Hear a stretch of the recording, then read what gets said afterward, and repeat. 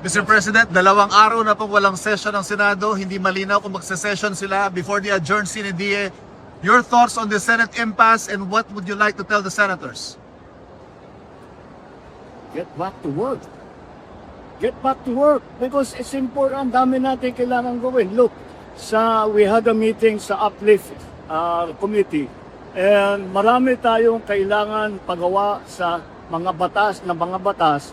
Like we were thinking may baka magka-supplemental budget, baka mag-amendahan namin ang mga ibang batas. Ito ay kailangan para makapagbigay tayo ng tulong sa taong bayan dahil nga sa oil crisis.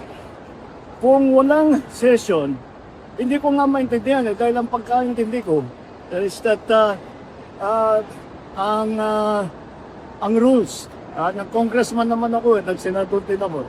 Ang rules dyan, bago ka mag-cancel ng session, you have to inform the other house 3 days before you cancel a session.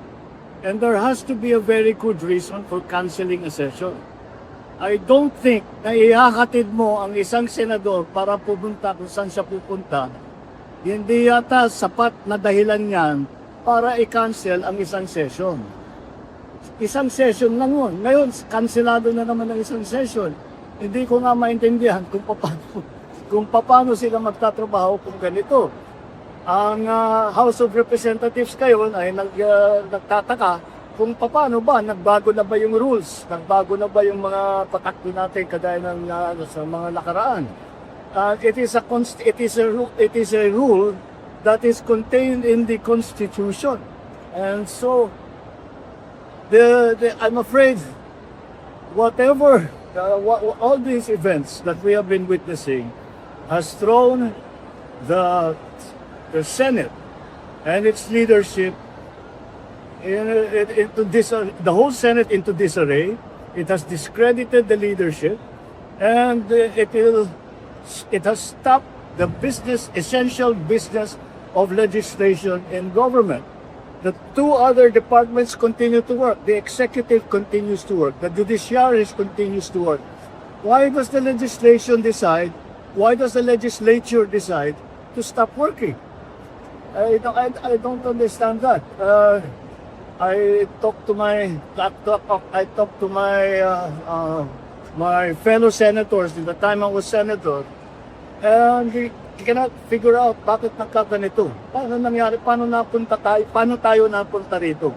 Where the best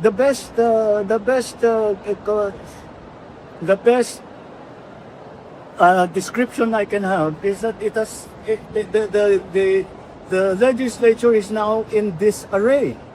But that is exactly the opposite from what we are trying to achieve. We are trying to achieve some form of stability so that people can get on with their lives, so that people can plan ahead for their future, so that people can count on the assistance of government during this time of an emergency. And we cannot do that if the legislature decides to stay at home and have a vacation. That is anathema to everything that governance is about.